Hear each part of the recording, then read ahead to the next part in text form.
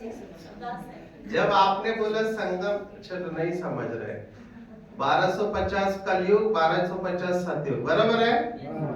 तो संगम युग इन दोनों से अलग है या इनका ही हिस्सा है?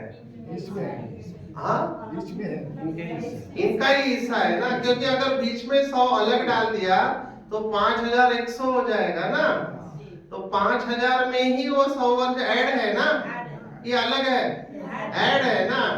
तो 1250 में से इधर कलयुग और सतयुग कितने साल आप देंगे? संगम युग में सतयुग कितना साल और कलयुग कितना साल? ये कह रहे 50 कलयुग 50 सतयुग। 100 में से कितने कलयुग को देंगे, कितने सतयुग को देंगे? 100 में से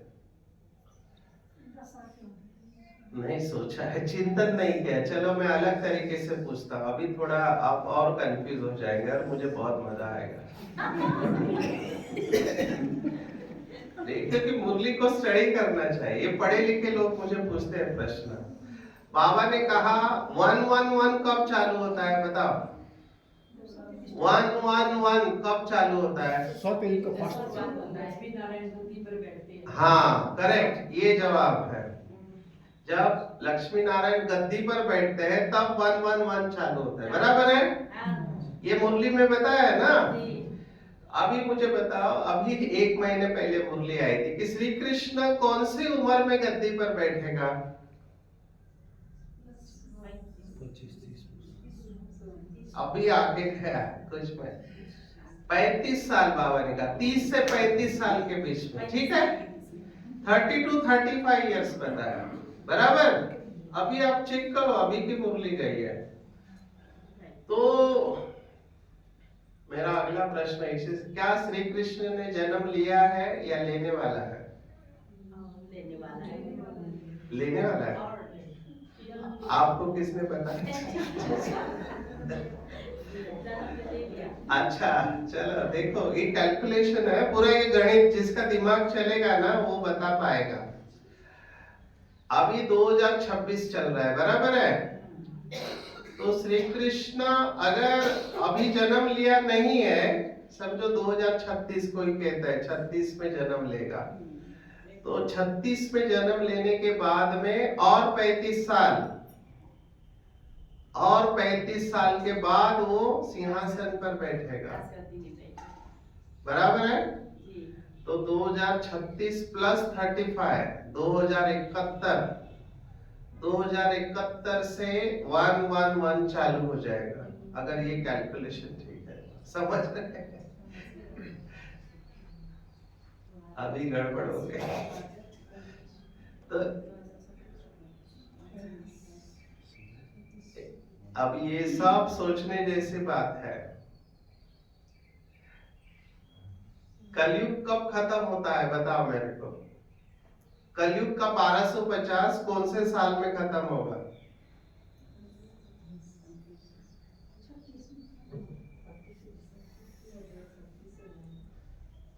ये नहीं सोचते, बीके भाई बहने इसके ऊपर चिंतन ही नहीं करते हैं।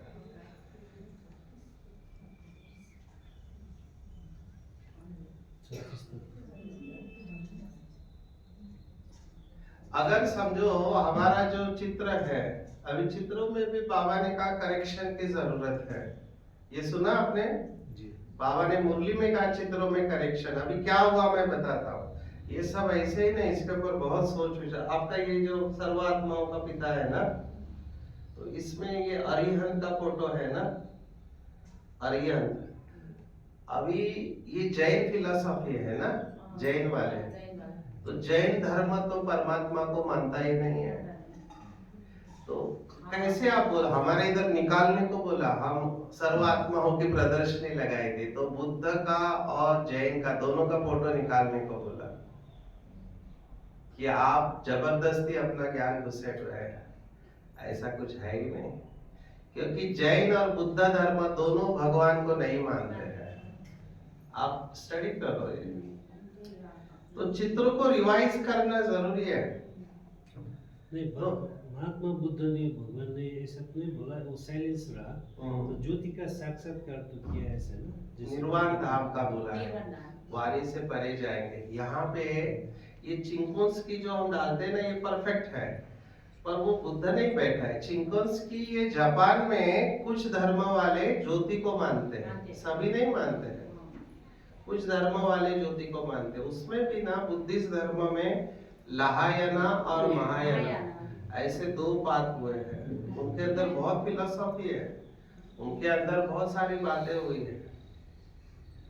तो ये सब बातें है ना, अभी ये साईं बाबा का भी बहुत कंट्रोवर्शियल चित्र है।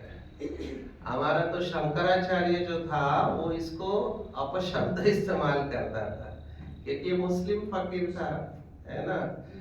क्योंकि हमारे इधर ही है महाराष्ट्र में, इसलिए मैं आपको सुना रहा हूँ कि इसके अभी विरोधक हुए हैं साईं बाबा के, उसको मानने वाले नहीं है, उसका विरोध करते हैं। एक ग्रुप बन रहा है जो इसके अगेंस्ट में, क्योंकि इनकी जो जीवन कहानी में है ना, उसमें ही लिखा हुआ है सब ये बातें।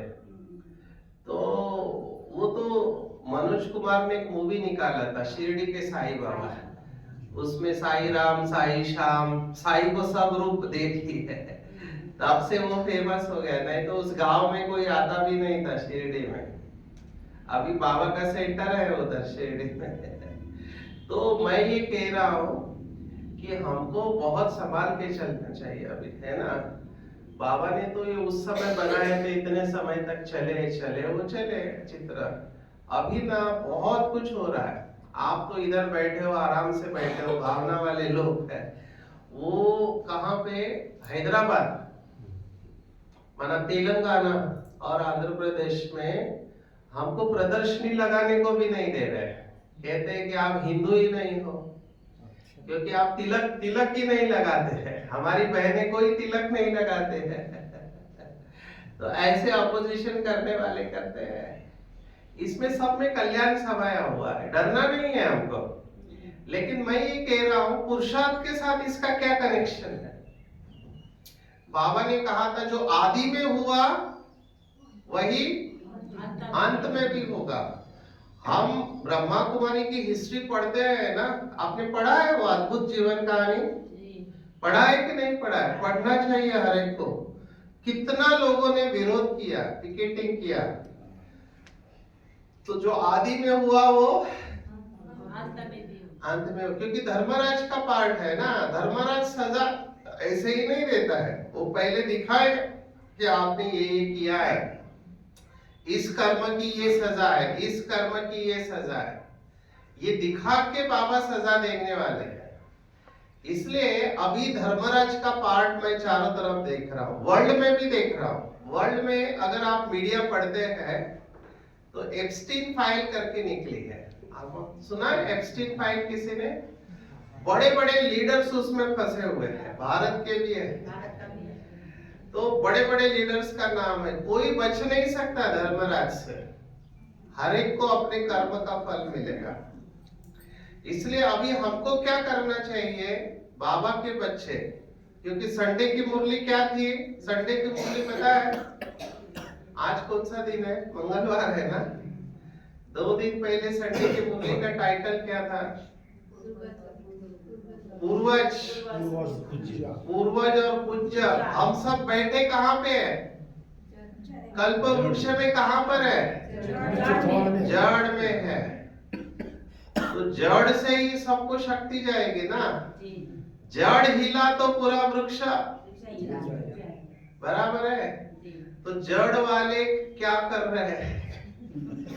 जड़ वाले शक्तिशाली होने चाहिए, तभी वृक्ष शक्तिशाली रहेगा, नहीं तो वो बेचारे दुखी होंगे। इसकी पूरी जिम्मेवारी हमारे ऊपर है।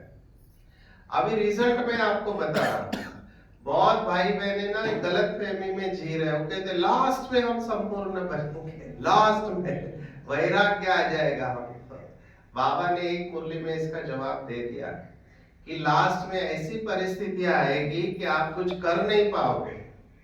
नंबर 1, हमने ये कोविड के वक्त देखा, आप सब कोविड में से बच के निकले हो, हम भी बचे हैं।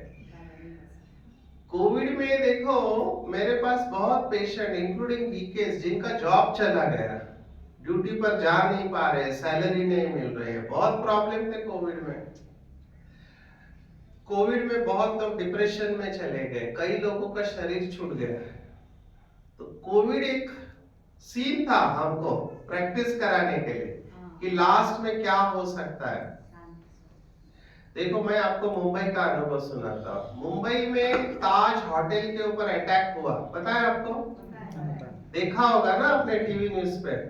अभी अपना बाबा का सेंटर ना वो होटल के एकदम नजदीक है, कुलाबा का सेंटर। तो रमेश भाई ने देखा कि ऊपर से कमांडो उतर रहे हैं और वो पूरा एरिया कॉर्डन ऑफ कर दिया, उधर कोई जा नहीं सकते। तो बाबा को मैसेज भेजा कि बाबा मुंबई में ऐसे हालत है, इतने लोगों को मार दिया, अभी कमांडो ऊपर से उतर रहे हैं और हम खिड़की से देख रहे हैं, क्योंकि खिड़की से दिखाई दे रहा था। तब बाबा ने जवाब दिया, बच्चे आप भाग्यवान हो, अभी खिड़की खोल पा रहे हो, आगे चलकर खिड़की भी नहीं खोल पाएंगे। ऐसा समय आने वाला है। अभी आप कल्पना करो आगे क्या होने वाला है। ये बाबा ने इशारे में, आगे कुछ नहीं बोला, बाबा ने केवल इतना बोला, आगे चलकर खिड़की भी नहीं खोल पाएंगे। तो आप कल्पना करो क्या होने वाला है। बाबा का ना पहले एक बुक आता था, अभी वो बंद कर दिया बुक जगदीश भाई जी ने निकाला था, पुराने शायद जानते होंगे। वो बुक का नाम था भविष्य का दिग्दर्शन। माना बाबा ने जितने भी प्रेडिक्शन किए हैं भविष्य के, वो सब उस बुक में थे। अभी वो बुक नहीं मिलता है, बंद कर दिया है। विश्व का भविष्य नहीं, भविष्य का दिग्दर्शन करके था। वो तो पतला वाला था। पीछे निकला नहीं, पहले उनका था ना बुक, थोड़ा मोटा था। हाँ। विश्व का भविष्य। हाँ, वो नहीं मैंने देखा। पर ये भविष्य का दिग्दर्शन में बाबा ने जो भी भविष्यवाणी की है ना, वो सब लिखी हुई थी। तो उसमें ये सब है कि आपके पास पैसे होंगे लेकिन पीने का पानी नहीं मिलेगा क्योंकि वो पोल्यूटेड होगा, है ना। बाहर निकलना मुश्किल हो जाएगा, आपको अनाज नहीं मिलेगा। तो उस समय क्या करोगे आप? तो डरना नहीं है हमको, लेकिन अपने को इतना शक्तिशाली बनाना है कि हम ऐसे सिचुएशन में भी रह सकते हैं। अभी मैं आपको तो पूरा स्टोरी सुनाने वाला हूं, मतलब मैं थ्योरी नहीं सुनाता, हम साइंटिस्ट है ना, प्रयोग सुनाते हैं। बाबा के जो बेटे थे पता है, उनका नाम पता है क्या था? ब्रह्मा बाबा के बेटे का नाम क्या था? नारायण दादा। उनका चेहरा बिल्कुल बाबा के जैसा। तो वो मुंबई में रहते थे। तो 18 जनवरी के दिन में वो बाबा से मिलने आते थे, बराबर है। एक दिन ट्रेन में मेरे साथ वो मिल गए, हम दोनों का आमने सामने, सेकंड एसी में। तो हमने कहा चलो अच्छा मौका है, अभी इनके साथ बात करते हैं। तो मैंने उनको अपना परिचय दिया। अब फिर मुझे पता था कि वो बाबा का हाथ उन्होंने छोड़ दिया था, ये पता है आपको? तो वो बहुत इंटरेस्टिंग। तो मैंने उनसे प्रश्न पूछा कि नारायण दादा, आप तो ब्रह्मा के घर में पैदा हुए, दादा लेखराज के, है ना। आपने उनको शिव बाबा के प्रवेश करने के पहले भी देखा, फिर शिव बाबा के प्रवेश करने के बाद जो भी हंगामा हुआ कराची में, सिंध में, वो सब आपने देखा। आपने सब चमत्कार देखे हैं। उसके बाद कराची छोड़ के आप लोग भारत में आए, तब भी आप साथ में थे, है ना। फिर भारत में भी लंबे समय तक आप रहे।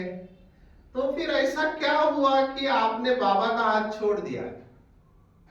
आप तो अपने पिता को, लौकिक पिता, अलौकिक, पारलौकिक, तीनों तो आप मिले हो, तो आपने बाबा का हाथ क्यों छोड़ा?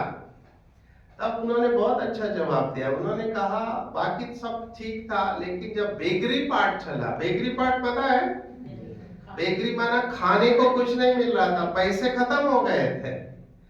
और उस समय रोज खाने को क्या मिलता था पता है? डोडा और छाछ। छाछ माना, छाछ समझते हैं, बटर मिल्क, क्या बोलते हैं आप लोग? मोई। मोई तो मोई, मेरे को क्या। तो मोई और वो रोटी, रोटी उसमें भिगो के रोज खाना है, वही खाना है। अभी कई लोगों को ना वैरायटी चाहिए होता है खाने में। एक दिन खा सकते हैं आप, 2 दिन, कितना दिन खाओगे?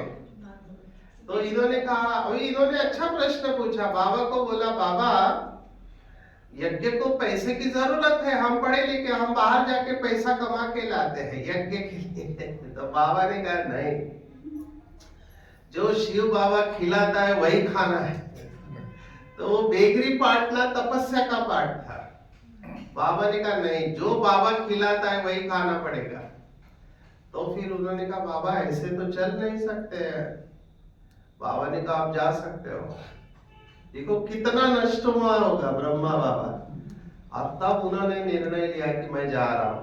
तो बाबा ने ब्राह्मणी को कहा इसको टिकट का पैसा दो और रास्ते का भोजन दो, जान। इतना ब्रह्मा बाबा नष्ट हुआ तो वो टिकट और रास्ते का भोजन लेके बाबा का हाथ छोड़ दिया। मुंबई गए, रेलवे स्टेशन पर उतर के, अभी कोई किसी को जानते नहीं है, स्टेशन पे ही उन्होंने स्नान किया। सोचो ब्रह्मा का बेटा, उस जमाने के डायमंड मर्चेंट का बेटा, करोड़पति का बेटा रेलवे स्टेशन के नल के नीचे स्नान कर रहा है, क्या हालत रही होगी।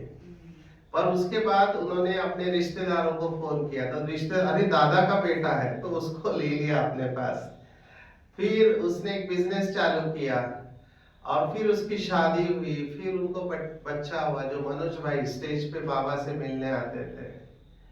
लेकिन मैं ये क्यों कह रहा हूं आपको, स्टोरी में सीखने जैसा क्या है कि जब पेपर आता है, परीक्षा की घड़ी आती है, अगर आपका निश्चय पक्का नहीं है तो आप फेल हो जाएंगे। बराबर है? ये साथ में हो, पेपर के वक्त ही आपकी अवस्था की चेकिंग होती है। ऐसे तो सभी बोलेंगे हम तो राजा है, पेपर के वक्त पता चलता है आपका निश्चय कितना पक्का है, उसमें डट के रहना चाहिए। अभी केस स्टडीज मैं सुना रहा हूं, बहुत सारे केस स्टडीज है। केस स्टडी नंबर 2, ये तो ब्रह्मा बाबा का बेटे का सुनाया, एक वो आईसीयू का सुना है। तीसरा केस स्टडी, वो आज भी केस है, चल रहा है, अभी तक क्लोज नहीं हुआ। बाबा की एक बच्ची, अभी वो इतनी पढ़ी लिखी एमडी है, एमडी डॉक्टर है और बड़ी पोस्ट पर है। अभी जैसे वो ज्ञान में आई, बाबा बाबा करने लगे। बहुत माताएं बाबा बाबा करती रहती है, अच्छी बात है, देयर इज नथिंग रॉन्ग, भावना अच्छी है। लेकिन भावना के साथ क्या चाहिए? केवल भावना नुकसान करती है। भावना के साथ क्या चाहिए? विवेक भी चाहिए, है ना। भावना और विवेक का संतुलन चाहिए। अभी इसका क्या हुआ, बाबा बाबा करती थी, मुरली पढ़ती थी, इसका एक बंगला था, गाड़ी थी। अभी एक मेडिकल कॉलेज में सिखा रहे, तो इसको क्वार्टर्स मिले, तो इसने अपना बंगला गाड़ी सेंटर को दे दिया। मैं भी रहा हूं उसके बंगले में। बहुत अच्छी आत्मा, उसने बहुत प्रोग्राम किए, हमने तो उनके घर पे भोजन भी किया। अभी पेपर देखो क्या आया, कुछ साल के बाद में उसको लौकिक से पेपर आया। लौकिक रिश्तेदारों ने उसके ऊपर कोर्ट में केस कर दिया, प्रॉपर्टी के ऊपर। प्रॉपर्टी का झगड़ा, महाभारत पूरा प्रॉपर्टी के झगड़े के ऊपर है। तो उसको क्या था, बाबा बैठा है, बाबा बाबा बाबा करते रहते थे, उसको लगा बाबा कुछ करेगा। अभी हुआ क्या, केस चला थोड़े समय तक, लेकिन वो केस हार गई। ऐसा हार गई कि उसका बहुत सारा नुकसान हो गया।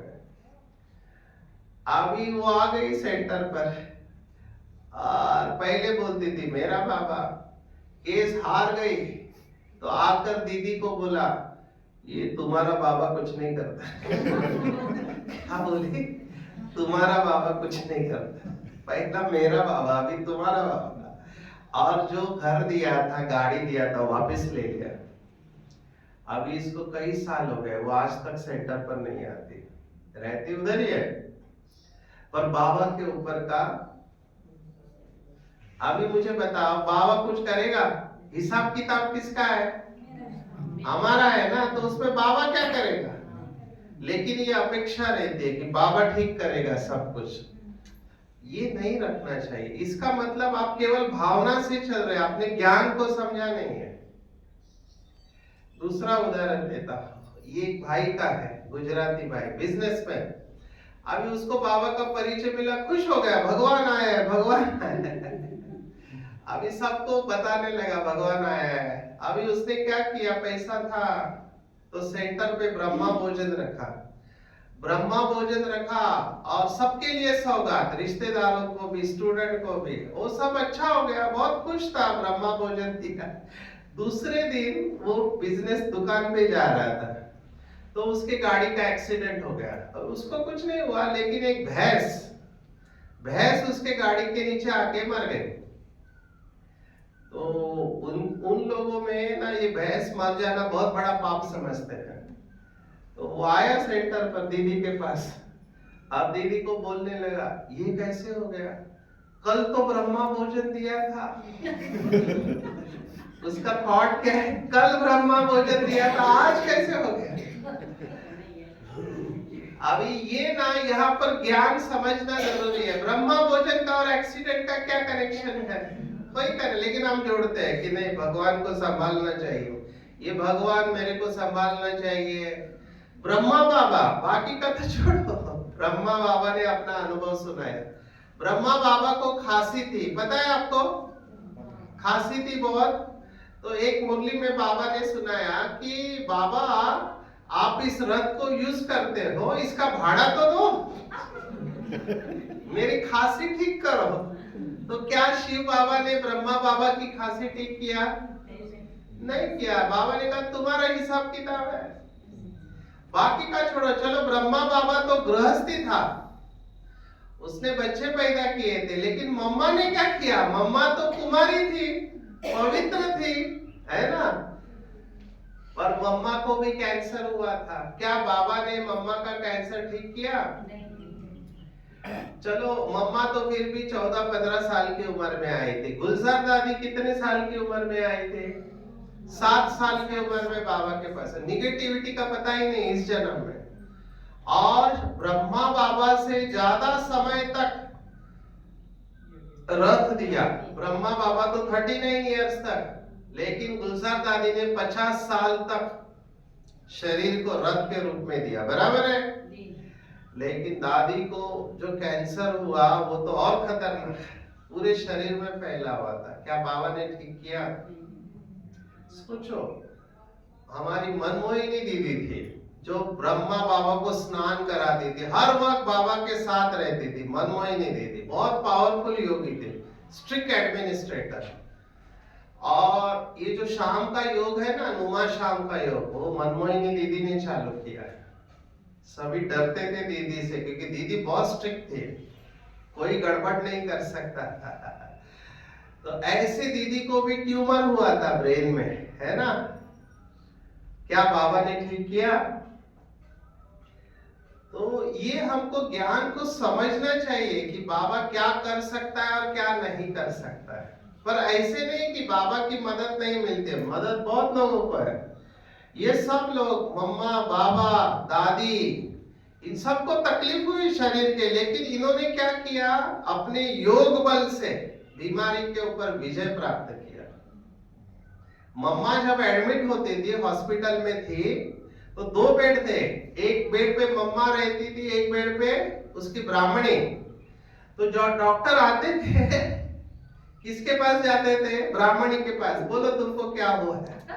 वो कहती मैंने, पेशेंट तो उधर है, क्योंकि मम्मा को देख के लगता ही नहीं था कि वो पेशेंट है। ये योग की शक्ति है। हमने गुलजार दादी को भी देखा, क्योंकि मुंबई में थे 3 साल लास्ट में। वो डॉक्टर आता था, वो डॉक्टर भी वंडरफुल, मुस्लिम डॉक्टर। वो पेट में सुई डालता था दादी के, और यहाँ पानी हो गया था, दादी वो सुई से पानी निकालता था, और दादी कुछ नहीं, ऊँग की सू नहीं, कुछ नहीं, कोई तकलीफ नहीं दादी को। ये योग की अवस्था है। तो इन्होंने योग बल से अपनी बीमारी के ऊपर विजय प्राप्त किया। समझ रहे बात को? पेपर्स तो इनके लाइफ में भी बहुत आए। दादी, ये दादी जानकी को तो वह वंडरफुल अनुभव है। मैं कितने अनुभव सुनाऊं दादी जानकी के, वंडरफुल है, हमारे समझ के बाहर है दादी जानकी। मेरा अनुभव सुनाता हूँ। मैं उस समय एवरेली हॉस्पिटल में था, तो उसकी ब्राह्मणी आई कि दादी के सांस फूल रहे, तो हमने बीपी चेक किया, तो दादी का ब्लड प्रेशर था ऊपर का 220 और नीचे का 140, ये 98 की बात है, 98, 99। 220 ऊपर का, नीचे का 140, ये हार्ट फेलियर में होता है। और हमने देखा, मैंने तो डायरेक्ट सतीश गुप्ता को बुला लिया क्योंकि वो कार्डियोलॉजिस्ट है। तो उन्होंने आके दादी का हार्ट चेक किया तो बोला ये तो हार्ट फेलियर में है, लंग्स में थोड़ा पानी जम गया है। और दादी उस हालत में क्लास करने को जा रही थी। सोचो, कोई बात नहीं, ये होता है, ये इस समय की बीमारी है, हमको एक्सेप्ट कर लेना चाहिए। तो फिर हमने दादी को गोली दिया बीपी कम करने का, बोला दादी इस हालत में जाना नहीं है। फिर दादी ऐसे कर रहे थे, तो हमने कहा दादी नहीं जाना है, आपको आराम करना है। समझाया, ब्राह्मणी को भी समझा, हमको लगा दादी आराम करेंगे। 1 घंटे बाद, 1-2 घंटे बाद हमने क्या देखा, दादी डायमंड जुबली की स्टेज पर क्लास करा रही है। हमारे समझ के बाहर है ये सब। लास्ट का मैं दादी का अनुभव सुना था, दोनों दादियों का। कितना मैं आपको सुना, मैं ये क्यों सुना रहा हूं, ताकि आपको समझ में आए कि इन लोगों ने भी तकलीफ को सहन किया है। ऐसे नहीं कि ये लोग ऐसे ही बड़े पोस्ट पर गए, नहीं, आप इनकी एक एक की कहानी सुनो, रोंगटे खड़े हो जाएंगे। बहुत पेपर्स गए हैं। दादी का लास्ट स्टेज, दादी का 103 उम्र हो गया था लास्ट, और उस समय दादी ने संकल्प किया कि हांगकांग और लंदन जाना है।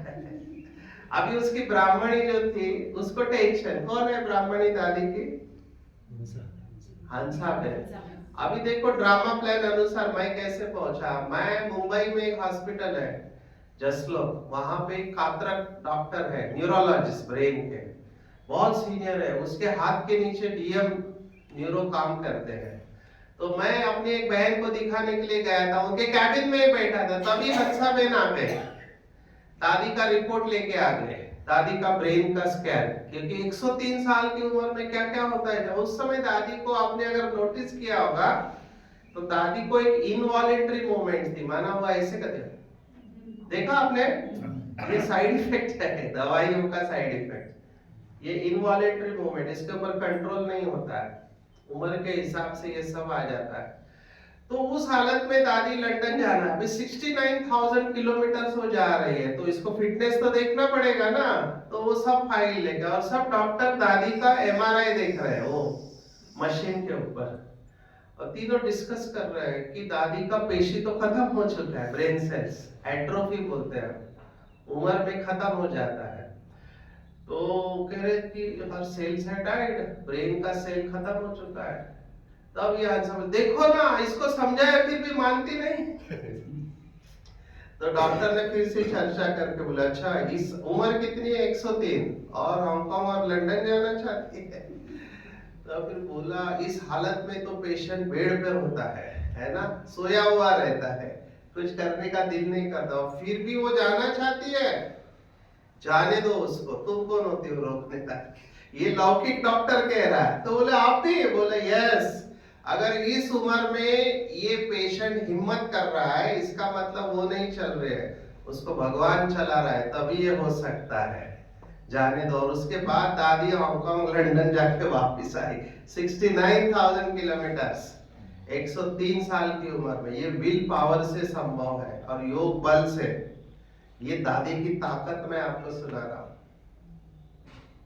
ये ताकत थी। तो इनके शरीर में बीमारियां थी, कितने सारे यज्ञ में पेपर आए, लेकिन इनके पास योग बल था।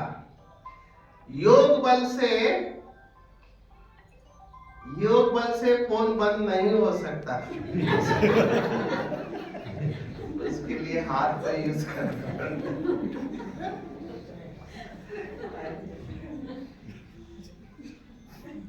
ये तो कुछ नहीं।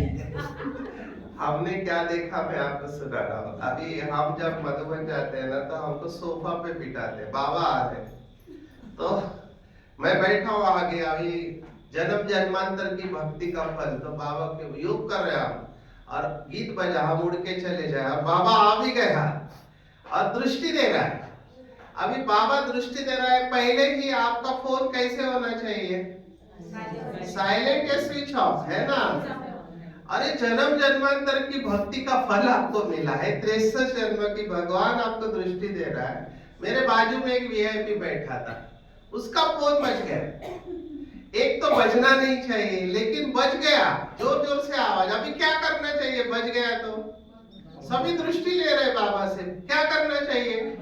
बंद करना चाहिए ना, कॉमन सेंस। तो उसने फोन उठाया, अब बोलता अभी नहीं, बाबा ना दृष्टि दे रहे, बाद में। मुझे उस आत्मा के ऊपर इतना रहम आया कि इसने अभी तक बाबा को समझा ही नहीं है ना? वो बाबा माना दूसरा कोई धर्मात्मा सन्यासी है क्या? अरे इतना पावरफुल समय चल रहा है और वो फोन पे बात कर रहा है। ये सब बाबा के बच्चे नंबर बात है। तो बाबा क्या कर सकता है? बाबा नंबर नहीं बनाता है।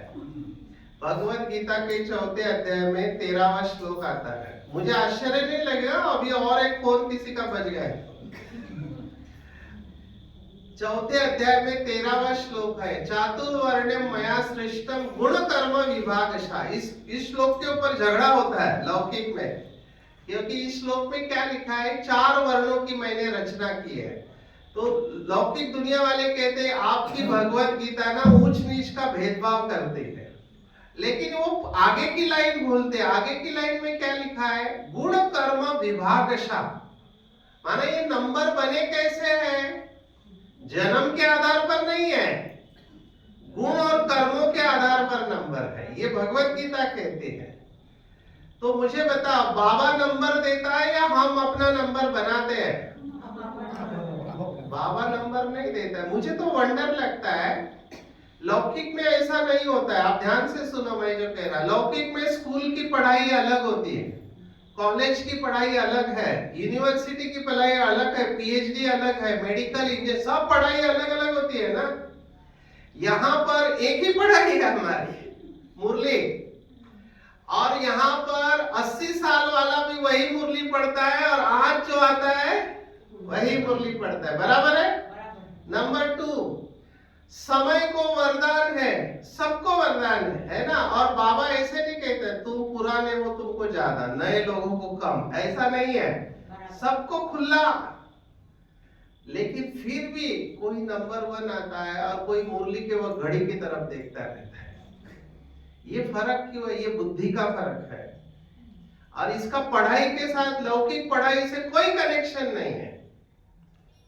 देखो हमारी दादी जानकी लौकिक में 3री कक्षा पढ़ी थे, लेकिन बड़े बड़े साइंटिस्ट दादी के चरणों में आकर बैठते थे, नोबेल लॉरेट्स दादी के चरणों में।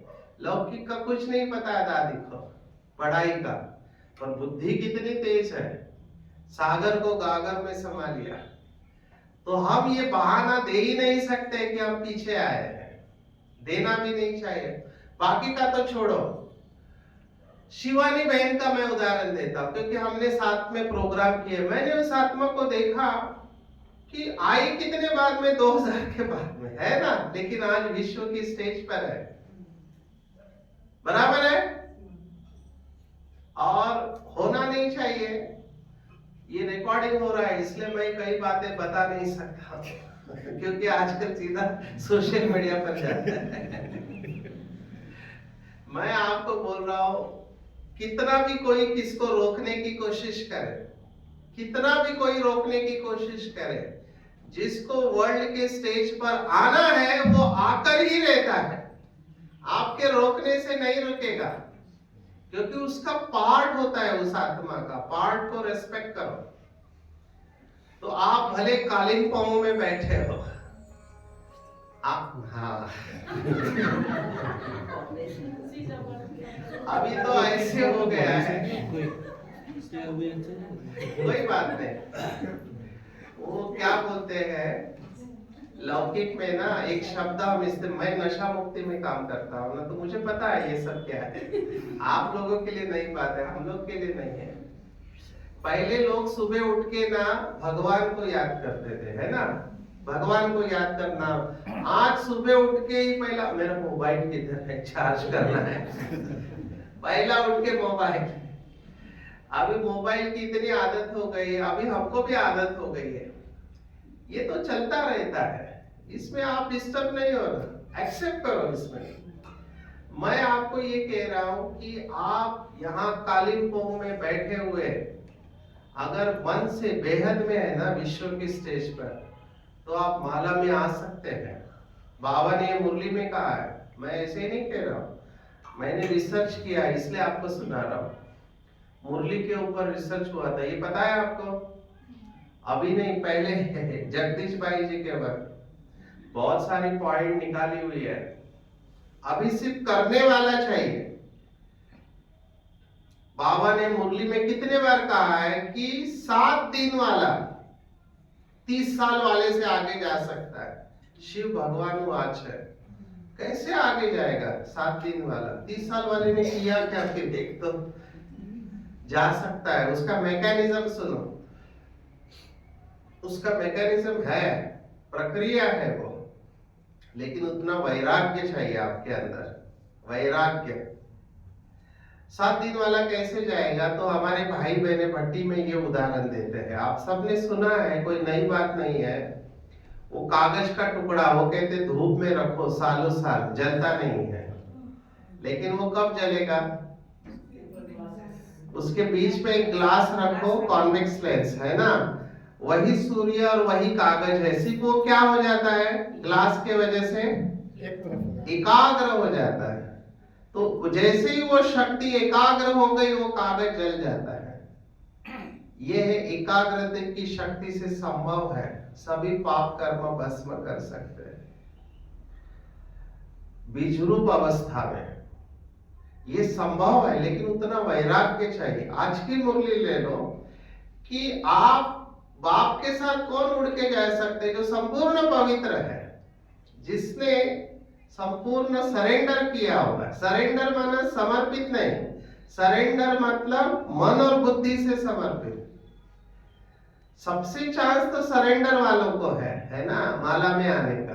तो गृहस्थी वाले भी नंबर ले सकते हैं, पर वो मन और बुद्धि से पूर्ण रूप से समर्पित चाहिए। और वो टफ है, वो इजी नहीं है।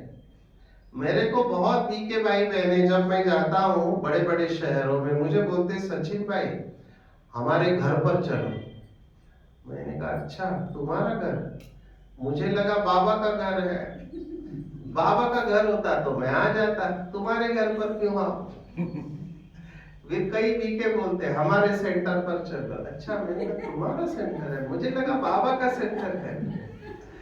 तो ये मेरा घर, मेरी गाड़ी, मेरा सेंटर, ये सब क्या है? अभी 2 दिन पहले 6 तारीख की मुरली चली थी, सेंटर किसके है? बाबा ने स्पष्ट कहा ना, मेरा सेंटर तुम्हारा सेंटर, ये कहां से आया? बाबा का है ना सब, यहीं पे अटके हुए हैं। मेरापन जितना है ना, आप उड़ नहीं सकते हैं। मेरा मतलब फेरा, ये बाबा ने मुरली में बताया है।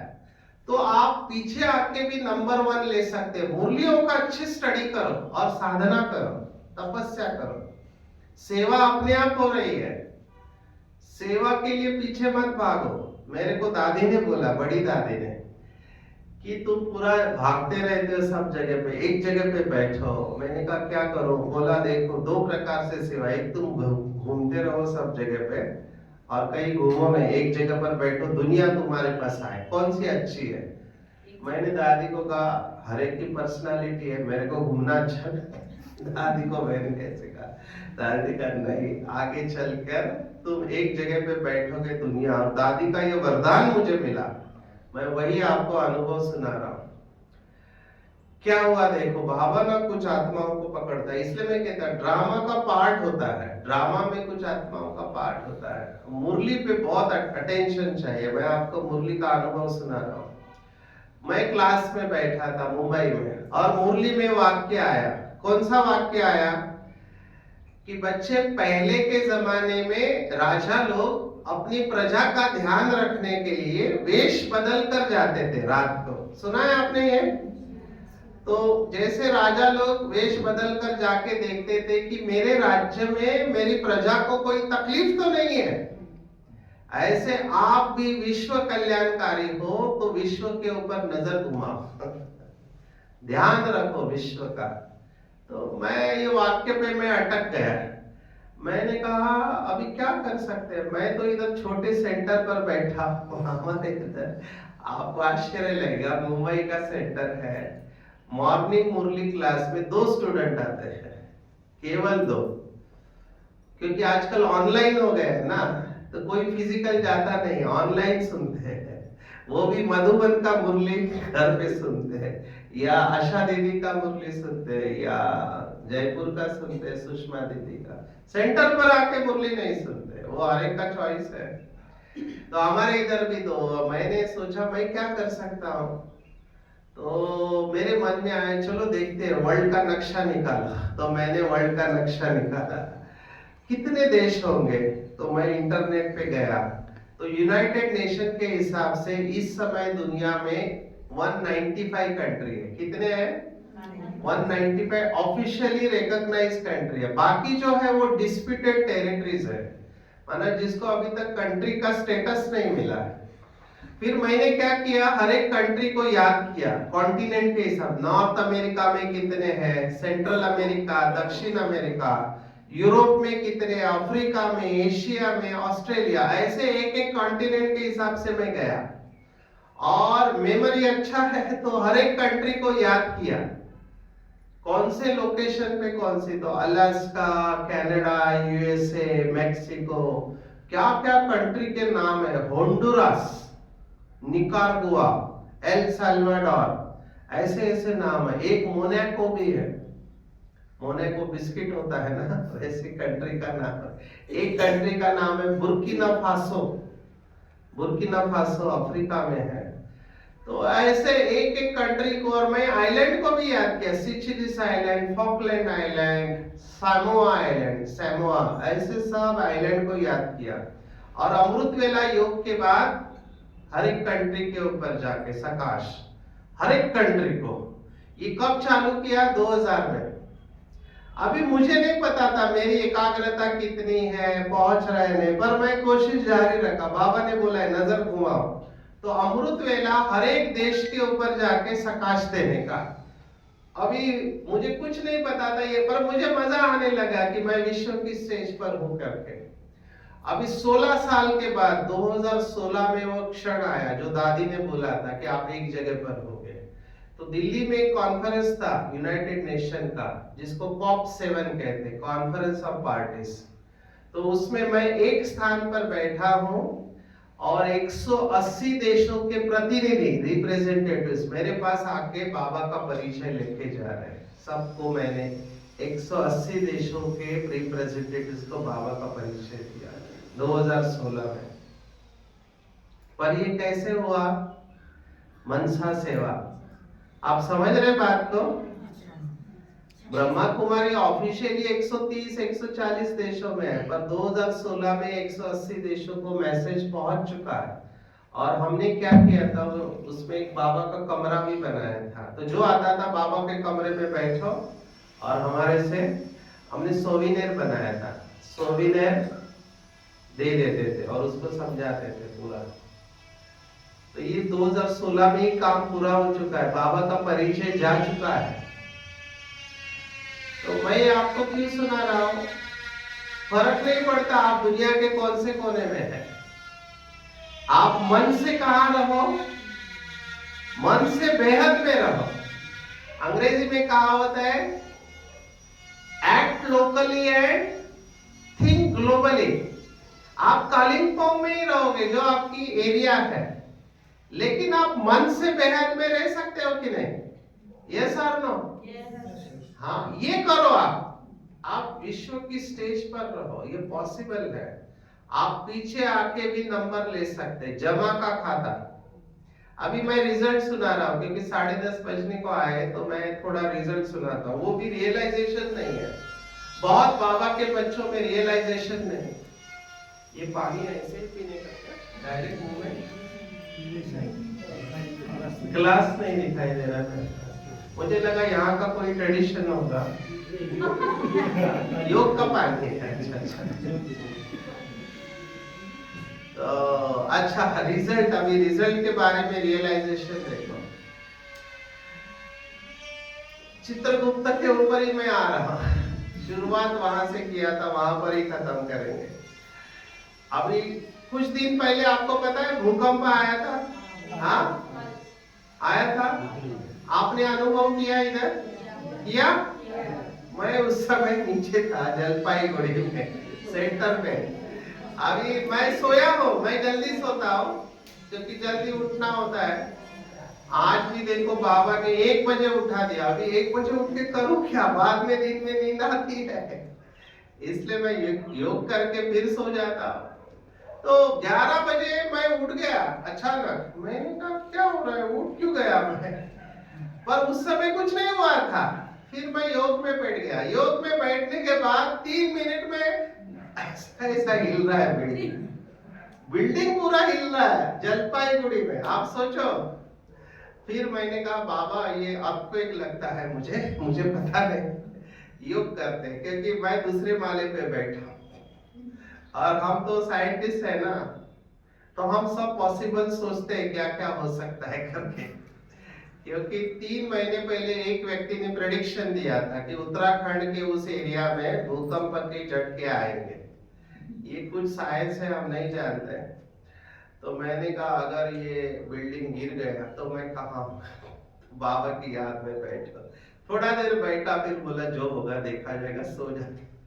फिर मैं सो गया। दूसरे दिन पता चला कि वो 5.3 रिश्टर स्केल का भूकंप था, 5.3 बड़ा था और वो भूटान में आया था, है ना, उसका सेंटर भूटान में था। तो लास्ट में ना ये सब होने वाला है। तो आप कल्पना करो, थोड़ी देर के लिए कल्पना करो कि आपका शरीर छूट गया एक साथ, है ना, बहुत लोगों का। तो आप जैसे ही यहाँ से ऊपर गए तो ऊपर कौन बैठा होगा? चित्रगुप्त। हिंदू धर्म में चित्रगुप्त को क्या बताया है? धर्मराज का राइट हैंड। चित्रगुप्त क्या करता है पता है आपको? क्या करता है? हाँ, पाप और कहां से आवाज आ रहा है? अच्छा आप बोल रहे, मुझे लगा चित्रगुप्त बोल रहा है। चित्र खींचता है। हाँ, तो उसके पास ना आपका अकाउंट होता है, आपका लेखा जोखा बोलते हैं, प्लस माइनस। तो जैसे ही हम सब ऊपर गए, कल्पना करो हमारा शरीर छूट गया, ऊपर गए, तो चित्रगुप्त अपने आदमी, कौन आया है? ये कालिम्पोंग से कोई आया है। अच्छा, कालिम्पोंग की फाइल खोलो। तो हर एक एरिया का ना फाइल होगा। वेस्ट बंगाल में कालिम्पोंग डिस्ट्रिक्ट, कालिम्पोंग डिस्ट्रिक्ट में से फाइल खोलेगा। अच्छा कौन है? ब्रह्मा कुमारी से है। अच्छा, फिर वो पढ़ेगा, अच्छा ब्रह्मा कुमारी से, तो पहला प्रश्न देखेगा, क्या ये सेंटर पर जाता था? तो उधर लिखा हुआ होगा, हाँ गुरुवार को भोग खाने को जाते हैं। रिजल्ट लिखा हुआ होगा।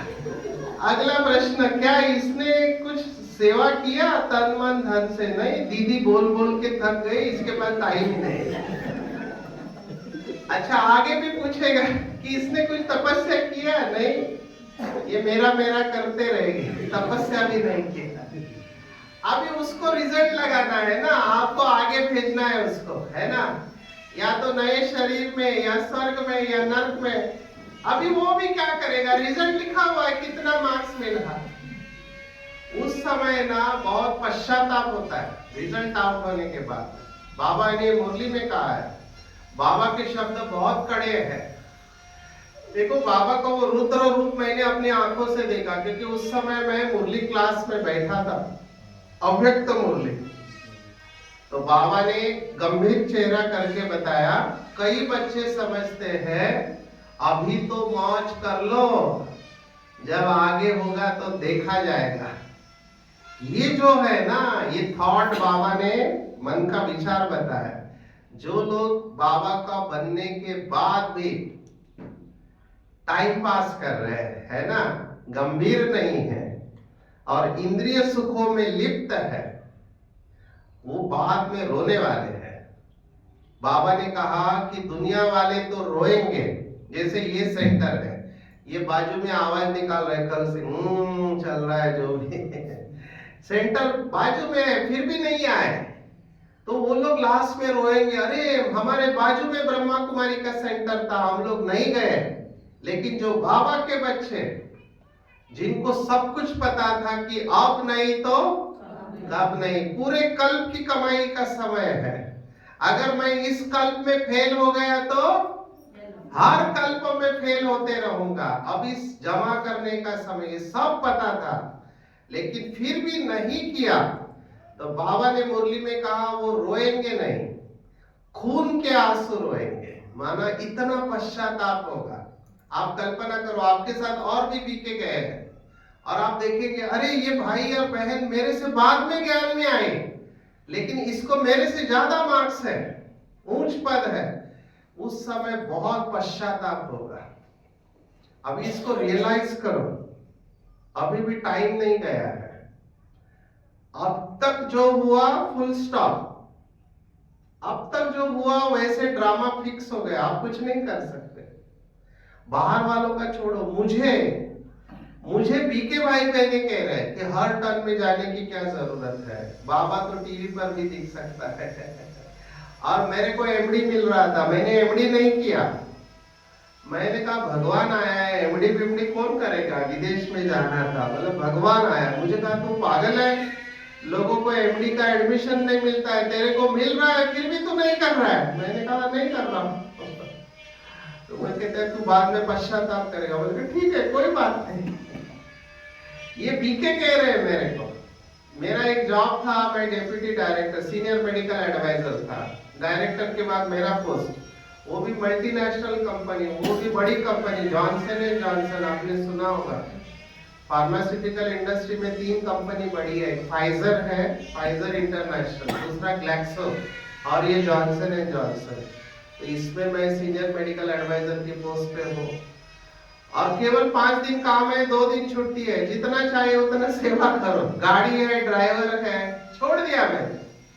तो मुझे कहा पागल है तू, मैंने कहा पागल तो हूँ, थैंक यू वेरी मच। मेरा क्या नुकसान हुआ, मेरा कोई नुकसान नहीं हुआ, मैं पीजी कर सकता था, मेरा क्लासमेट कार्डियक सर्जन है, हार्ट का ऑपरेशन करता है, वो एक ईएनटी गोल्ड मेडलिस्ट है। तो मुझे वो लोग कहते सचिन तुम कैसे फंस गया ब्रह्मा कुमारी से, फंस गया। मैंने कहा मैंने कुछ तो पुण्य किया है इसलिए मैं फंस गया, तुम्हारे पाप अभी तक बाकी है इसलिए तुम नहीं फंसे। तो दुनिया ना आपको दोनों तरफ से बोलेगी, डिसीजन आपको लेना है। हमारे लाइफ में भी बहुत पेपर आए, मैंने उसके ऊपर किताब लिखा है, मैं दे दूंगा भाई साहब को जाते समय। अभी कितना पेपर आया, लौकिक से भी आया, अलौकिक से भी पेपर आया, बहुत कुछ होता है, मैं वो सब में नहीं जा रहा, लेकिन मैं ये कह रहा हूं आपको डिसीजन लेना है, आपका जीवन है, बराबर है, डू यू एग्री? क्योंकि साथ में आपके कौन जाएगा, कौन जाएगा, कोई जाएगा? ना लौकिक ना अलौकिक ना प्रॉपर्टी, कुछ नहीं जाने वाला है। दूसरा मेरे को बताओ, आप में से किसको किसको पता है कि आपका शरीर कब छूटने वाला है? किसको पता है? कभी भी छूट सकता है ना, अभी भी छूट सकता है, डरो मत। छूट सकता है कि नहीं? अरे ये हुआ हमारे पास, हमारे इधर घाटकोपर में एक कुमार, घाटकोपर या मुंबई का कुमार, अभी कोई बात नहीं, आप डिस्टर्ब नहीं होना, वो उसका पार्ट प्ले कर रहा है, हम हमारा पार्ट प्ले कर रहे हैं। ये आपकी टेस्ट हो रही है कि आप कितने अशांति के बीच शांत रह सकते हो। बाबा ने एक मुरली में कहा था कि शांति में तो सभी शांत रह सकते हैं, जो अशांति में शांत रह के बताए वो सच्चा योगी है। ये बाबा ने एक मुरली में कहा हुआ, हमारे हाथ में नहीं है कई सारी बातें, है ना। कल हम देखो वो गीता पाठशाला में कमेंट्री चल रहा है, कितना गाड़ियों का आवाज हो रहा था, लेकिन फिर भी जिसको अनुभव होना है वो कर लिया अनुभव ना, हल्के अभी आप करने वाले थोड़ी देर बाद, तो डरो मत इससे। तो मैं ये क्यों कह रहा हूं, क्या बोल रहा था मैं, कौन से पॉइंट पर था? देखो अचानक शरीर छूटने के बाद वो कुमार देखो बहुत सेवा करने वाला, अकाउंट की सेवा, वो बैठा है और उसकी माँ खाना नाश्ता बना रही। वो माँ को बोल रहा है मम्मी जल्दी दे दो, मेरे को सेवा के लिए जाना है। दोनों ज्ञान में है। मम्मी ने कहा रुको रोटी बना रही हो, 5 मिनट रुको। वह ऐसे बैठा है, बैठे बैठे उसने केवल ऐसे गर्दन डाल दी, बैठे बैठे गया। उसको भी नहीं पता था कि वो जाने वाला है। हमारे कितने बीके भाई बहने गाड़ी के एक्सीडेंट में चले गए। हमारे पूना से मधुबन जा रहे बाय रोड। अभी जो भाई गाड़ी चला रहा है वो रात को सो गया गाड़ी चलाते चलाते, जाके ठोका तो ऑन द स्पॉट शरीर छूट गया। तो हमको नहीं पता ना अंतिम समय कभी आने वाला है। यस और नो? तो हमेशा कैसे रहना चाहिए? हमेशा तैयार रहना चाहिए। इसीलिए मम्मा ने नंबर लिया। देखो पूरा ब्रह्मा कुमारी में नंबर 1 किसने लिया? मम्मा ने लिया। ब्रह्मा बाबा से भी फास्ट गई मम्मा। क्यों? तो मम्मा का जो पुरुषार्थ है ना, सबसे तीखा पुरुषार्थ मैं कहूंगा। क्या पुरुषार्थ किया मम्मा ने? कुमारी थी, गरीब परिवार के थे। कई लोग मेरे को बोलते हैं टीका करने वाले, यहाँ ना ब्रह्मा कुमारी में पैसे वालों को ही पूछा जाता है, हम गरीब है तो हमको पूछते नहीं। ऐसा है क्या इधर? ऐसा नहीं है। बाबा को तो हर एक की अवस्था पता है ना। मम्मा गरीब थी, मम्मा के पास पैसा नहीं था, पैसा तो बाबा के पास था ना, बिजनेसमैन बाबा था। मम्मा कुछ धन लेके नहीं आई थी, लेकिन मम्मा ने इतना श्रेष्ठ पुरुषार्थ किया। मम्मा का एक थॉट आपको संपूर्ण बना सकता है। क्या थॉट था वो? मम्मा हमेशा सोचती थी कि हर घड़ी ये पुरुषार्थ है, हर घड़ी अंतिम घड़ी है, तभी आप अलर्ट रहोगे। नहीं तो बेहोश हो जाओगे ना, फिर शरीर छूट जाएगा तो फिर अंत मते सायवगत्वा, वैसे गति मिलेगी। बराबर है? अभी मैं सब केस स्टडीज बता रहा हूं, मैं थ्योरी नहीं सुना रहा हूं। जो हॉस्पिटल का सुनाया, जो नारायण दादा का सुनाया, जो ये अभी कुमार का सुनाया, ये सब उदाहरण है हमारे सामने। और एक सुना रहा हूं, जिनके पास पैसा होता है ना, प्रॉपर्टी, लेकिन कल कल करते काल खा जाता है, उसका एक्सपीरियंस। कुछ साल पहले आपको पता है भारत में नोटबंदी आई थी, पता है? अभी मैं उस समय दक्षिण भारत में था, साउथ में। तो शाम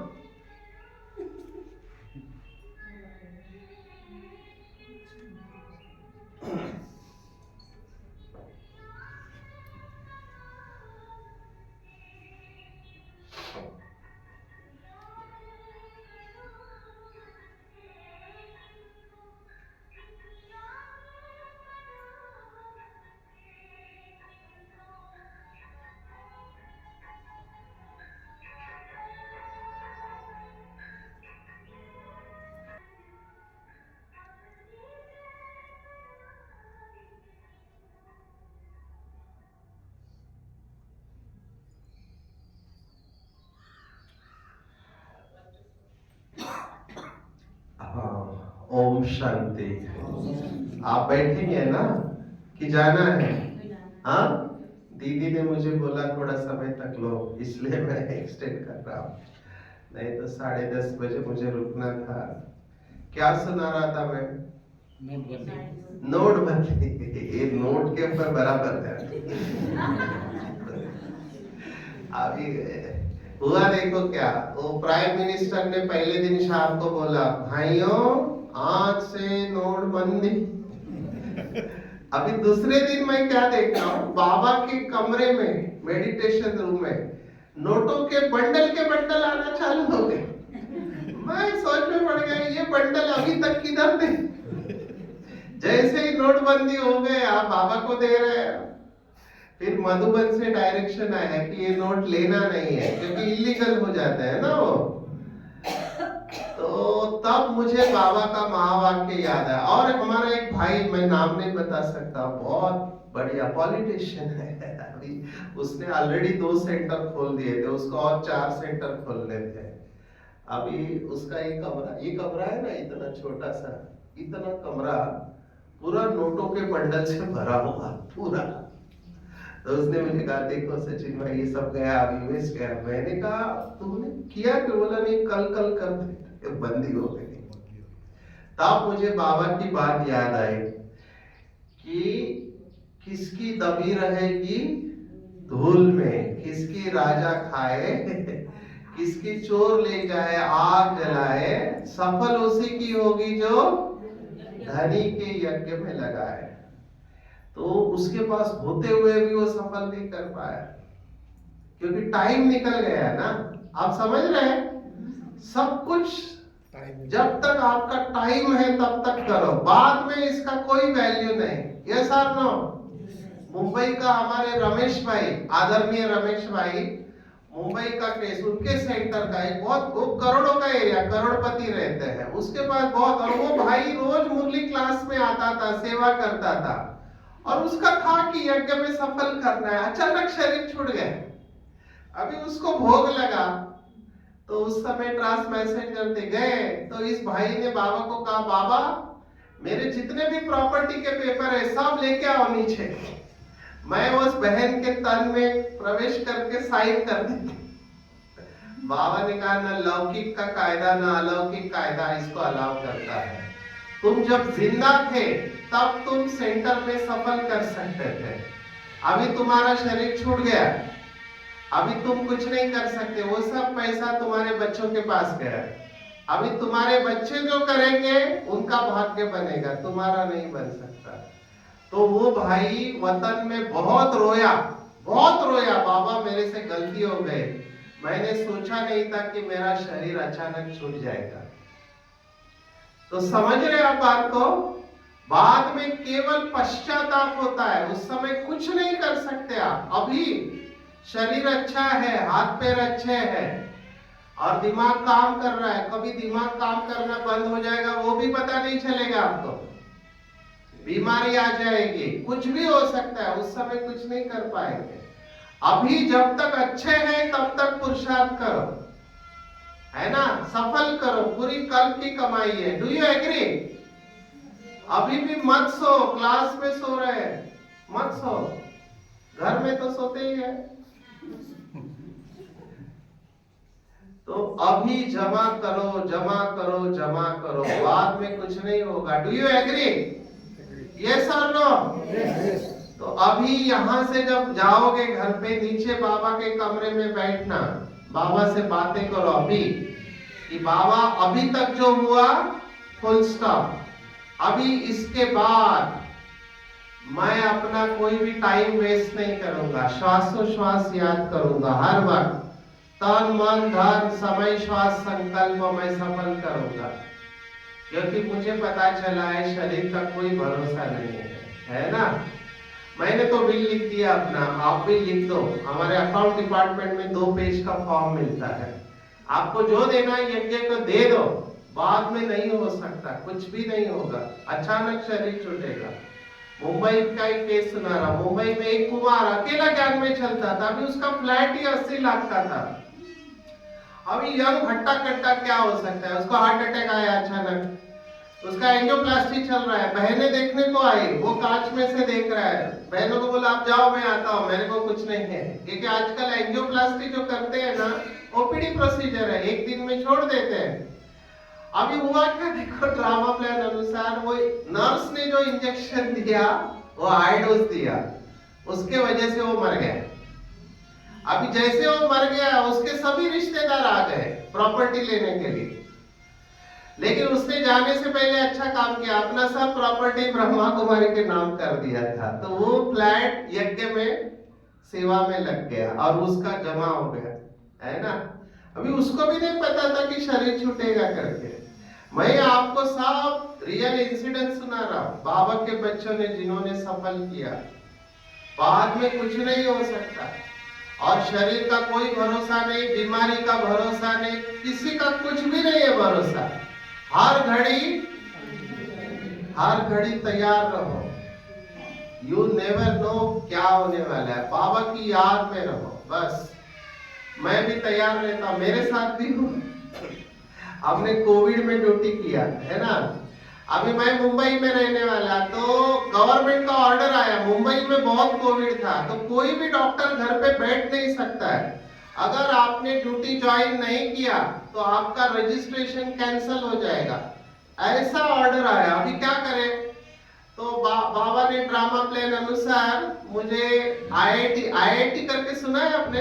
आईआईटी बॉम्बे हमारे घर से नजदीक है, और मुंबई में बसेस चलते बीएसटी के, तो 27 डेपो है, उसमें एक डेपो का इंचार्ज बना दिया। अभी देखो 2 साल तक कोविड में ड्यूटी किया, वो भी बहुत तकलीफ वाली ड्यूटी थी। क्या क्या पेपर आए मैं आपको सुनाता हूँ। मैं हमेशा ये कहता हूँ, the best teacher award goes to कोविड-19। कोविड ने हमको वो सिखा है जो जीवन नहीं सिखा सकता है। सब रिलेशनशिप्स के पेपर। मेरे साथ क्या हुआ, मैं तो सेंटर पे रहता हूँ, माना सेंटर माना गार्डन है हमारा म्युनिसिपल कॉर्पोरेशन, बहनों फ्लैट में रहती है, पर खाना वगैरह बहनें बनाती थी। अभी जैसे ही मेरा कोविड में ड्यूटी लगा, हमारी बहनों ने कहा हम आपको खाना नहीं दे सकते, तुम्हारा खाना तुम बनाओ, हमको कोविड हो जाएगा। मैंने कहा दीदी बाहर रखो, मैं डब्बा उठा लेता। बोले नहीं। अभी मैं सोच रहा हूँ मैं 12 घंटा ड्यूटी कर रहा हूँ, सुबह 10 से रात को 10। अभी खाना कहाँ से लाओ, क्योंकि मैं चावल खाने वाला व्यक्ति, हम चावल वाले हैं, नेपाली भी चावल खाते हैं, हम कोंकण वाले चावल खाने वाले हैं। चावल जल्दी हजम होता है, भूख लगती है, अभी करें क्या?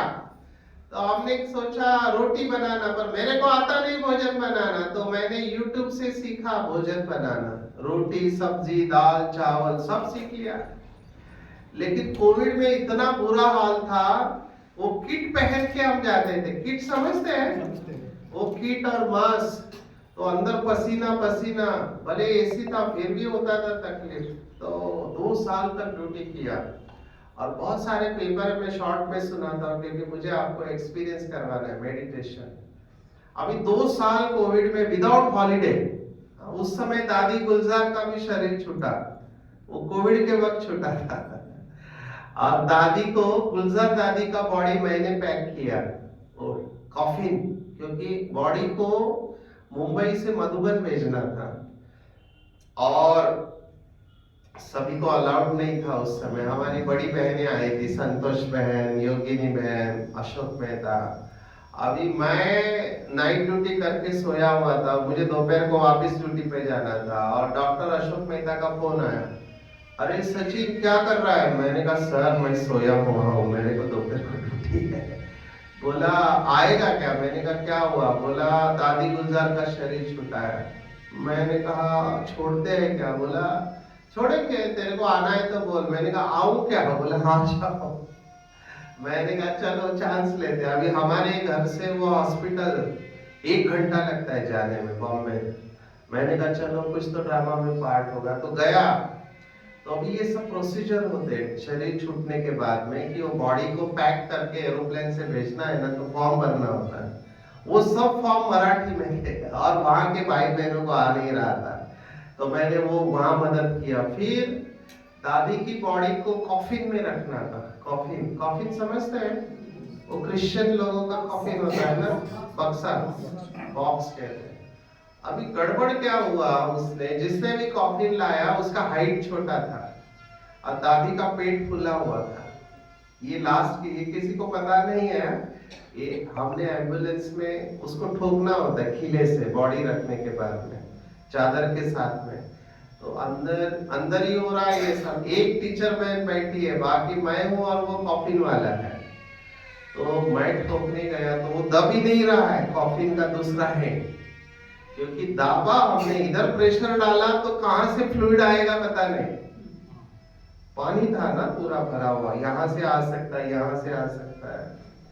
तो हमने पूछा क्या कर सकते हैं, तो वो कॉफिन वाला होशियार था, उसने कहा कोई बात नहीं, बीच में नहीं ठोकते, साइड में ठोका, दोनों तरफ खीला ठोका, और बीच में क्या किया उसने, वो प्लास्टिक बांधा, प्लास्टिक रैपर होता है ना, वो बैग्स को बांधते हैं जोर से। तो बाबा का झंडा, बाबा का फोटो और प्लास्टिक बांध के वो बॉडी को मधुबन भेजा, क्योंकि वो प्रोटोकॉल होता है, उसके ऊपर सील लगता है। तो ये सब ड्रामा प्लान अनुसार हमारे द्वारा सेवा हुई। दादी का हमने लास्ट टाइम देखा, जो भी बॉडी था वो, ये सब थोड़ी गुह्य बातें हैं, मैं आपको बता नहीं सकता हूँ, पर इमोशंस होते हैं ना दादियों में हमारे। तो दादी जब तक थी तो बॉडी अलग थी, दादी के जाने के बाद बॉडी अलग थी। तो ये हमको रियलाइज हो रहा था सब। अच्छा, मैं कहा था, क्या सुना रहा था, कोविड कहा।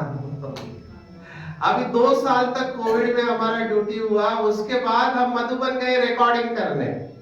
अभी मैं रिकॉर्डिंग करते समय मेरा आवाज बदल रहा है, मैं ऐसे बोल रहा हूँ,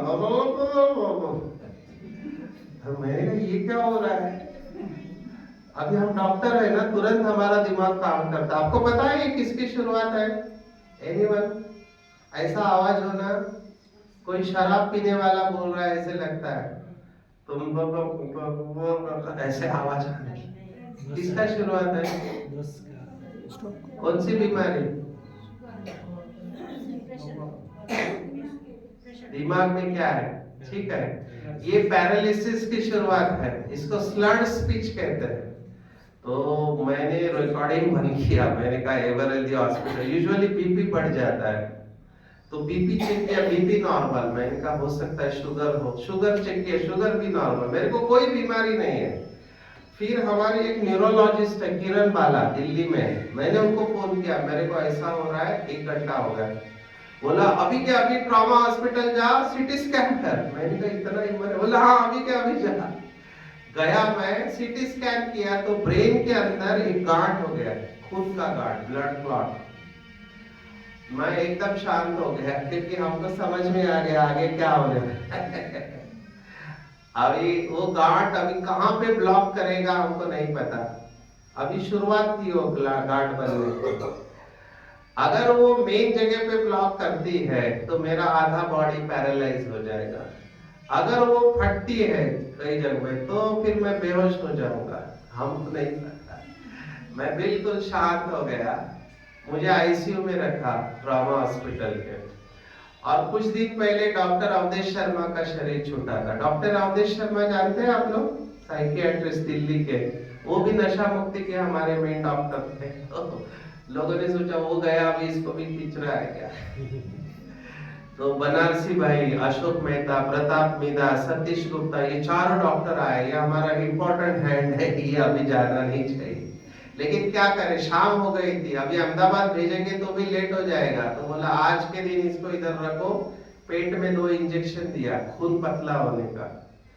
और मैं रात भर आईसीयू में पड़ा रहा। सुबह एम्बुलेंस से मुझे अहमदाबाद भेजा, तो अपोलो हॉस्पिटल अहमदाबाद में मेरा इलाज चला। तो न्यूरोलॉजिस्ट ने देखा, बोला सीटी स्कैन से पता नहीं चलता है, एमआरआई करना। एमआरआई किया, शाम को रिपोर्ट आया तो कहते हैं अच्छा आपका तो गार्ड पूरा पिघल गया, कुछ है ही नहीं आपके ब्रेन के अंदर, एकदम ठीक हो गया है। मैंने कहा हुआ क्यों वो बताओ। तो बोला आपको डायबिटीज, ब्लड प्रेशर। बोला कुछ नहीं है, मेरे को कोई बीमारी नहीं है। फिर उसने सोच के बोला पानी पीते थे क्या? मैंने कहा पानी नहीं, तब से पानी पीना चालू किया। क्या होता था कोविड में ना, डबल मास्क ऊपर से किट, तो हम पानी ही नहीं पीते थे कोविड में। कितना 2 साल तक 3-4 ग्लास पानी ही पीते थे। तो जब आप पानी कम पीते हो ना, आपका ब्लड गाढ़ा हो जाता है, तो उसके वजह से ये सब हुआ, डिहाइड्रेशन से। लेकिन वही कहता है ना बाबा, अगर आपका पार्ट है ड्रामा में, है ना, तो बाबा आपको उसमें से भी निकाल देता है। अभी उसको कितने साल हो गए? 5 साल हो गए, अभी भी कोई दवाई नहीं चालू है। लेकिन मैं आपको क्यों सुना रहा हूं कि कोविड में जबरदस्त पेपर आए हमारे सामने, और कोविड में भाई बहने डिप्रेशन में जा रहे बीके, क्योंकि जॉब चला गया, बिजनेस नहीं चल रहा है ना। तो मुझे बोला कुछ तो सुनाओ। मैंने कहा मैं खुद टेंशन में हूं, मैं क्या सुनाऊं। बोला जो आपको ठीक लगता है। तो मैंने कहा भगवत गीता सुना सकता हूं। तो बोला कौन कौन तैयार है? तो 350 लोग तैयार हो गए। तो हमने 6 महीना 700 श्लोक के ऊपर लेक्चर लिए। आज वो बेस्ट लेक्चर है, यूट्यूब पे अवेलेबल है, 37 एपिसोड्स है भगवत गीता के, केवल बीके भाई बहन। उसके बाद लोगों ने कहा अभी मुरली सुनाओ। मैंने कहा मुरली तो बहनें सुनाती, हम नहीं सुनाते। बोला नहीं आप सुनाओ।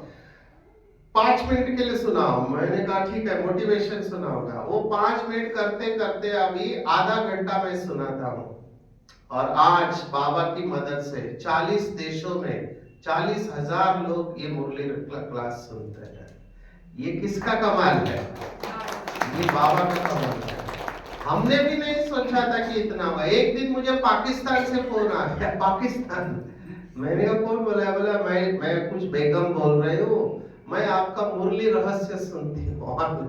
मैंने कहा मुरली आपको समझ में आती? बोला हाँ, मैं दुबई में थी, मैंने कोर्स किया था, पाकिस्तान में मुझे सेंटर नहीं मिला तो मैं मुरली ढूंढ रही थी तो आपका मिला।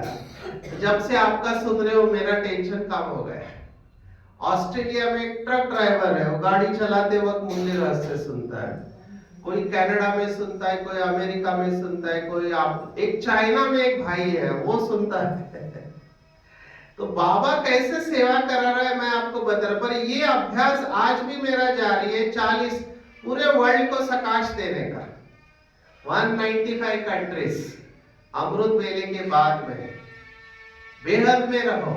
तो मैं अपने अनुभव से आपको कह रहा, जितना आप मन से बेहद में रहोगे ना, बेहद में बाबा आपको यूज करेगा और आप विश्व की स्टेज पर जाओगे। Do you agree? बराबर है? भले आप इधर बैठे हुए हो, मैं आखिरी अनुभव सुना के हम मेडिटेशन करते हैं। अभी 2000 साल की बात है, रैली चल रही थी दिल्ली टू कलकत्ता, माना दिल्ली यूपी बिहार कलकत्ता, और मैं पहुंचा था समस्तीपुर बिहार है, बिहार में। तो अभी दिवाली का दिन है, बाबा उधर आने वाला है मधुबन में, और मैं सेवा कर रहा हूँ शाम का टाइम, और मैं गाड़ी में बैठा हूँ, लेक्चर के लिए जा रहा हूँ। तो मैं बाबा से बात की, क्या बाबा हमारा भविष्य देखो, भगवान उधर आया हुआ है और मैं इधर भाषण करने जा रहा हूँ, क्या फायदा? कितना अच्छा होता मैं बाबा के सामने होता तो बाबा से शक्ति लेता, बाबा मुझे शक्ति देता। मैं ऐसे बात कर रहा हूं और मुझे अचानक एक करंट आने लगा, इतना शक्तिशाली करंट कि मैं एकदम साइलेंस में चला गया। मैंने घड़ी की तरफ देखा तो 7:10 हुए थे। तो मैं बाद में सेवा किया पूरा रात को 10 बजे मैंने मधुबन में फोन किया और मैंने एक ही प्रश्न पूछा, मुझे केवल इतना बताओ कि बाबा दृष्टि कब चालू किया बाबा ने? और सामने से जवाब आया, बाबा ने 7:10 पे दृष्टि देना चालू किया था। आप समझ रहे बात को? आप दुनिया में कहां बैठे फर्क नहीं पड़ता है। आप बाबा से कितना प्यार करते हो तो आप इधर बैठे हुए भी बाबा की शक्ति को खींच सकते हो। यस और नो? खाना बना रहे, दुकान में बैठे, ड्यूटी पर है, कुछ भी करो, जिगरी प्यार चाहिए, बाबा के लिए मरने को तैयार चाहिए। वो जब प्यार है ना, बाबा मार्क्स किसको देता है? सबसे अच्छा योग किसका है बताओ? बाबा किसको मार्क्स देता है योग में? कौन? नहीं, बाबा जो सर्टिफिकेट देता है किसको देता है योग में? सबसे अच्छा योग किसका है पता है?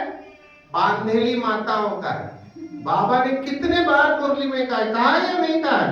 बांधेली माताओं का योग सबसे अच्छा है।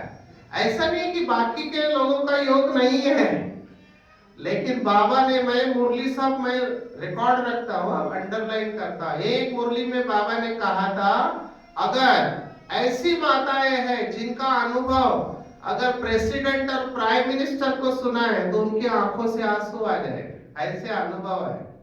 माना क्या योग करते होंगे ये लोग, हमको नहीं पता। हमारा भी योग है, लेकिन जितना बांधेली माताओं को बाबा नंबर देता है ना, जिनको रोका जाता है सेंटर पर आने से, और वो बाबा बाबा करते रोती रहती है, तड़पती है, वो तड़पाने वाली याद चाहिए। मैं ये कह रहा हूं, बराबर है? Do you agree? तो ऐसा योग हम करें, तड़पाने वाला। वो लौकिक बॉलीवुड में गाना गाता है ना, सारी सारी रात तुम्हारी याद मुझे सताती रहे, हम तेरे बिन रह नहीं सकते, तेरे बिना क्या वजूद मेरा। ऐसी याद हमारी चाहिए, बाबा के लिए चाहिए। वो बेचारे देहदारी के लिए रखते हैं, है ना? हमको बाबा के लिए। मैं इस बच्ची को कब से देख रहा हूं, कितना ध्यान से सुन रही है ये। अभी उम्र क्या है इसकी? What is your age? 10 years. देखो 10 साल में इतना देर तक क्लास में बैठना इस उम्र में, वो भी मोबाइल के एज में, ये बहुत बड़ी बात है, बहुत बड़ी तपस्या है इस आत्मा की। इसके लिए तालियां बजाओ। क्या नाम है तुम्हारा? हाँ, उत्कृष्ट। आप पहले से ही उत्कृष्ट हो, आपको पुरुषार्थ करना है। देखो ये सही है, इस उम्र में अगर बाबा के घर में कोई आके बाबा से प्यार करता है ना, क्लास में बैठ, आजकल कैपेसिटी नहीं रही सुनने की लोगों की। एज ए डॉक्टर मैं आपको बता रहा हूँ, मोबाइल के वजह से सुनने की कैपेसिटी खत्म हो गई है, क्योंकि मोबाइल में वो रील देखते हैं ना, फोकस जा रहा है, बोर हो जाते हैं लोग, बोर हो जाते हैं। लेकिन केवल बाबा के बच्चे बैठ सकते हैं जिनके अंदर लगन है। तो आप लोग 8:15 से बैठे हो, 8:15 से 9:15, और कई लोग पहले ही आए सुबह और अभी तक आप बैठे हो, तो अच्छा है आपका फोकस। लेकिन बच्चों में मुश्किल होता है, लेकिन ये इस उम्र में बैठ रही है, मतलब बहुत अच्छी बात है, संस्कार लेकर आई है ना। ऐसे आपको बनना है, बाबा के लिए तड़पाने वाली याद चाहिए। तैयार है? कौन कौन है जो मरने को तैयार है? हाथ खड़ा करो। मरने को तैयार है? अच्छा, माना अभी भी तैयारी ही कर रहे, मरे नहीं है अभी तक।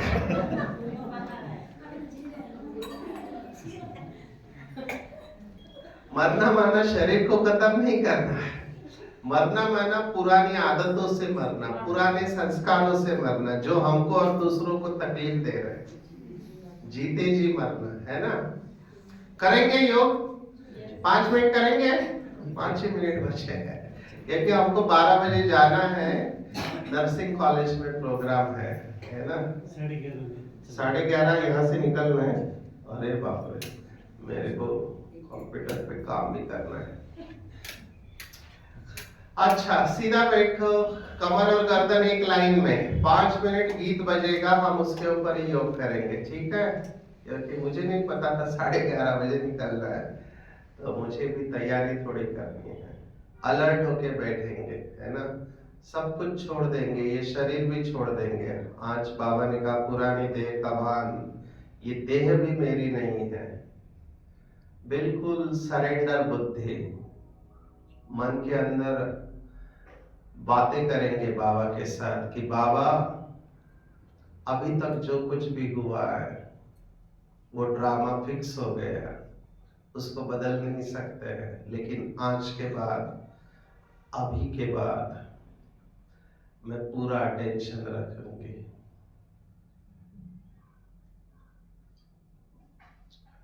मेरे पास जो कुछ भी है सब कुछ आपका है बाबा, मैं ट्रस्टेड हूं। बाबा आप मुझे जहां रखो, जैसे रखो, जो खिलाओ, जो पिलाओ, मुझे मंजूर है। बाबा मेरी किसी से भी कोई शिकायत नहीं है। बाबा अब मैं घर चलने के लिए तैयार हूं।